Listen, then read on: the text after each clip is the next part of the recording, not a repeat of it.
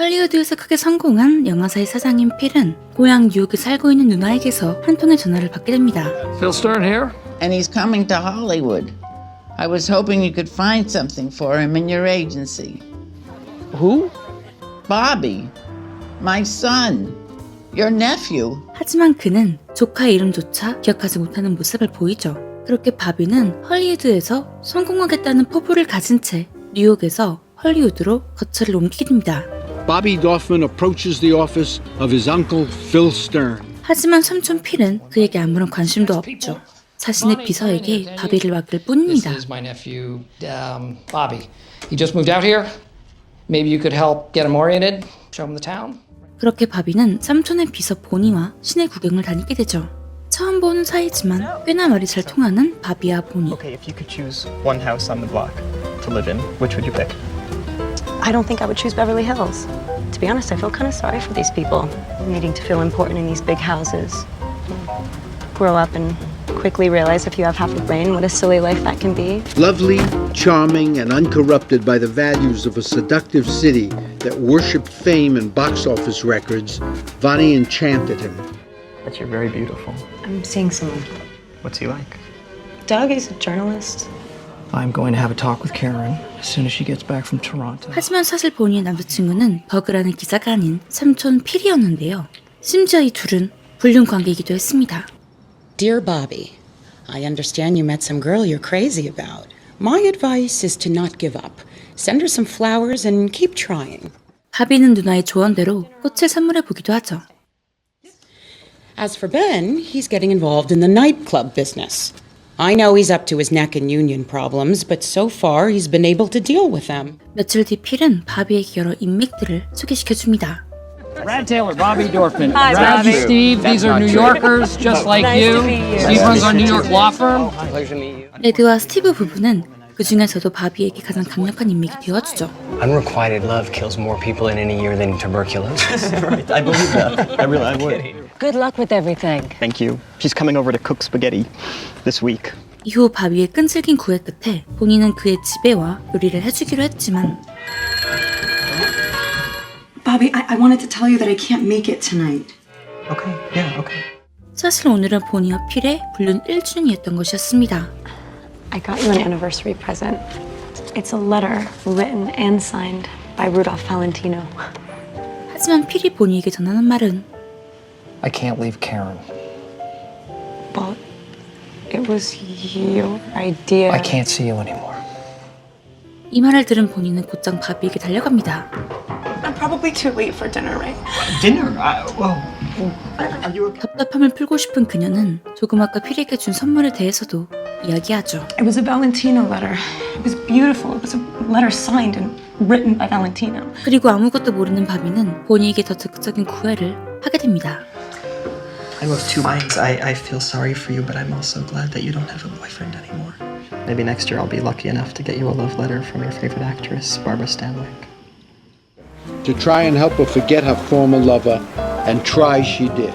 And as time passed, Bonnie did start to succumb to Bobby's charm and loving attention. Let's move to New York. What? It was like you. I dreamed of the house and the swimming pool and the exciting movie stars, but it's really kind of a boring, nasty, dog-eat-dog industry. I can't promise we'd ever be rich, but we would have each other.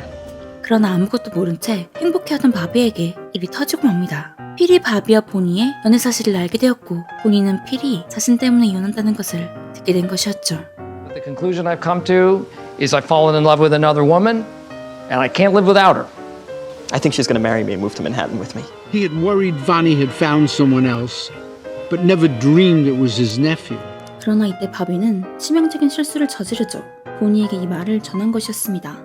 My Uncle Phil, your former employer, in love with this other person, that he has decided to leave Karen and plans to marry this other woman.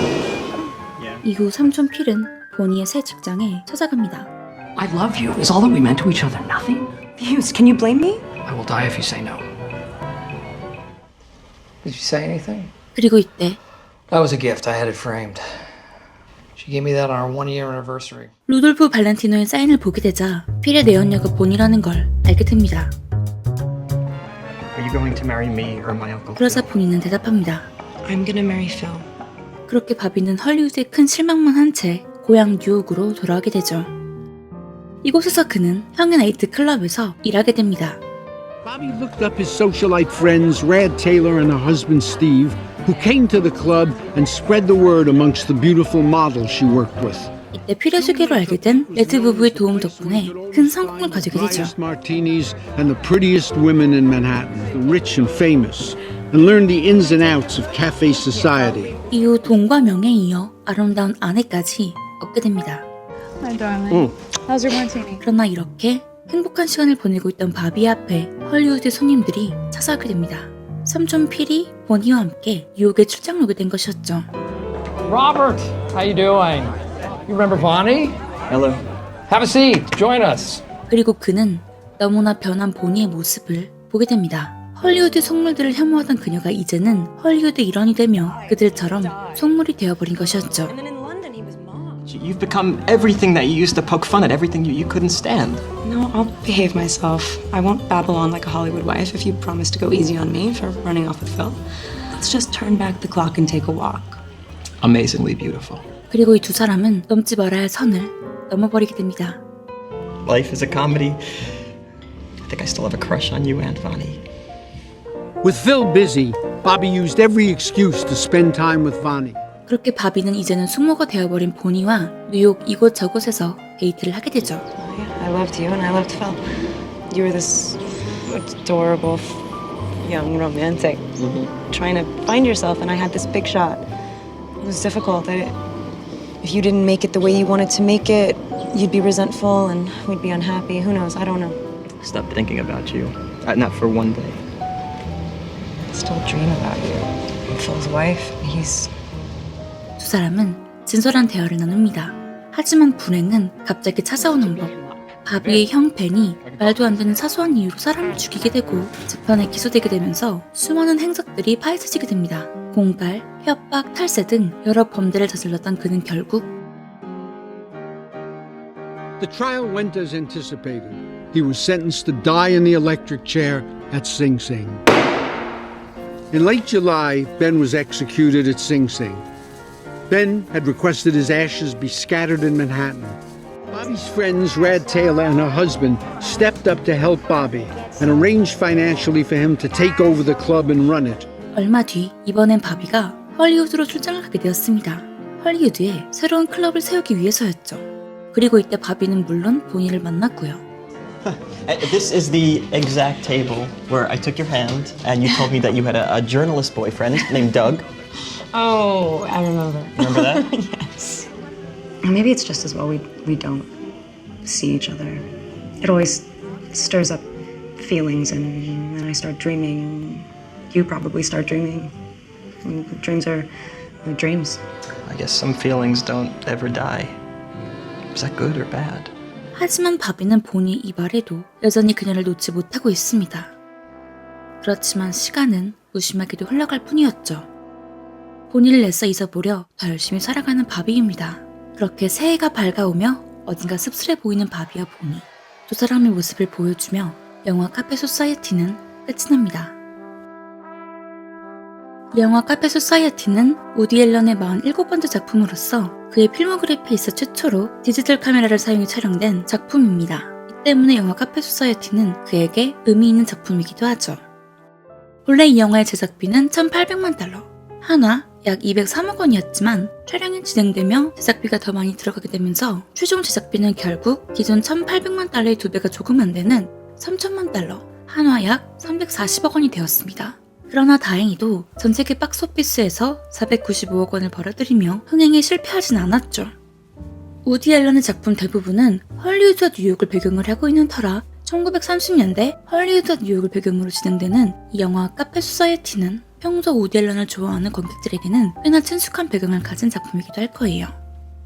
이전부터 헤드리터닝 페이지를 좋아하시고 자주 봐오셨던 구독자 여러분들께서는 제가 이전에 리뷰했던 케이트 블란쳇 주연의 블루 제스민 리뷰 영상을 보셨으리라 생각해요. 이 작품에서 우디 앨런은 테네시 윌리엄스의 희곡 욕망이라는 이름의 전자를 오마주했는데, 이번 카페 소사이어티에서는 미국이 낳은 위대한 작가 스콧 피츠제럴드의 작품 위대한 개츠비를 대거 오마주하였습니다. 그렇기에 소설 위대한 개츠비가 닉 캐러웨이라는 인물의 나레이션을 통해 스토리가 전개되었던 것처럼 카페 소사이어티 또한 감독 우디 앨런의 나레이션과 함께 시작됩니다. 만약 제가 이전에 리뷰했던 레오나르도 디카프리오 주연의 영화 위대한 개츠비 리뷰 영상을 아직 보시지 않았다면 반드시 먼저 보신 뒤 이번 리뷰 영상을 시청하시길 바랄게요. 위대한 개츠비를 알지 못하신 채 이 영상을 보신다면 이해가 조금 힘드실 수도 있거든요. 그럼 다시 본론으로 돌아가서 카페 소사이어티의 바비와 보니, 위대한 개츠비의 개츠비와 데이지는 많은 공통점을 공유하고 있습니다. 바비와 개츠비 두 사람 모두 부유하지 않은 집안에서 태어나 우연히 인생의 조력자들을 만나게 되어 사업을 할 수 있는 계기를 닦았고 술을 팔아 큰돈을 벌었으며 한 여자만을 지독하게 원했고 잘못된 가치를 추구했거든요. 그러나 이들의 가장 큰 공통점은 역시 돈이 없었기 때문에 자신의 연인을 돈과 명예를 가진 남자에게 빼앗긴 것이라고 할 수 있을 거예요. 그리고 보니와 데이지는 순수한 사랑 대신 돈과 명예를 가진 남자를 선택해 현실에 물들어버렸고 자신들이 추구했던 가치를 버린 채 다른 사람들이 되어버린 인물이었죠. 이처럼 작품 속 내 인물들 사이에 몇 가지 공통점 이외에도 카페 소사이어티와 위대한 개츠비 사이에는 여러 접점이 있습니다. 바비는 보니가 필과 만나고 있다는 것을 루돌프 발렌티노라는 영화 배우의 사인을 통해 알았고, 개츠비는 데이지가 톰과 결혼을 앞두고 있다는 걸 신문기사 한 켠에 자리 잡은 데이지의 결혼 기사를 통해 알기도 했거든요. 말이 아닌 설명을 통해 사랑하는 사람의 변심을 알아버렸다는 점이 무척 재미있는 부분이기도 하죠. 하지만 카페 소사이어티와 위대한 개츠비 사이에는 큰 차이점이 하나 있습니다. 바비는 개츠비와 달리 죽음을 맞이하지 않았고, 위대한 개츠비의 마지막 독자들은 데이지의 심정을 알 수 없었던 것과 달리 카페 소사이어티의 관객들은 보니의 마음과 생각을 어느 정도 읽을 수 있었기 때문이죠. 그렇게 우리는 보니의 표정을 통해 데이지의 생각이 어땠는지 상상해볼 수 있습니다. 후회라는 감정은 전혀 느낄 것 같지 않았던 이 두 여자들이 사실은 그렇지 않았다는 것을요. 마음속으로는 미안함을 느꼈고 사실은 그 누구보다 과거로 돌아가고 싶어 했던 것을요. 이를 통해 우리는 한 가지를 더 유추해볼 수 있습니다. 감독 우디 앨런은 이 영화 카페 소사이어티를 통해 두 가지 갈림길에서 무슨 선택을 하든지 후회와 허무가 남는 것은 필연적이라는 걸 말하려 했던 것을요. 만약 보니가 바비를 선택했더라도 그녀는 언젠가 바비 대신 돈 많은 필과 결혼할 걸 이라는 후회를 했을 게 분명하니까요.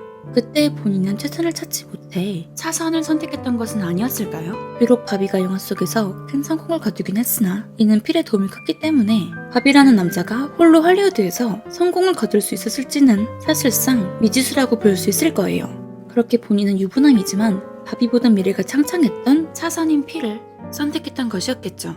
영화 속 본인은 이런 말을 합니다. 그리고 보니의 말처럼 그녀와 바비의 사랑은 정말 말 그대로 꿈일 뿐이었죠. 우리는 24시간의 3분의 1인 약 8시간 정도를 수면에 사용합니다. 이때 우리는 자주 꿈을 꾸고는 하죠. 잠을 잔다는 것은, 꿈을 꾼다는 것은 너무나 중요한 일이지만 우리는 24시간 중 8시간을 빼고 남은 나머지 3분의 2인 16시간을 더 의미있게 여기곤 합니다. 누군가는 이 시간만이 진짜 우리가 살아있는 시간이라고 생각하곤 하죠. 하지만 이와 반대로 잠은, 꿈은 때론 죽어있는 시간이라고 묘사되기도 합니다. 그리고 지금 우리는 다시 이 말을 들어보도록 할게요. Still dream about you.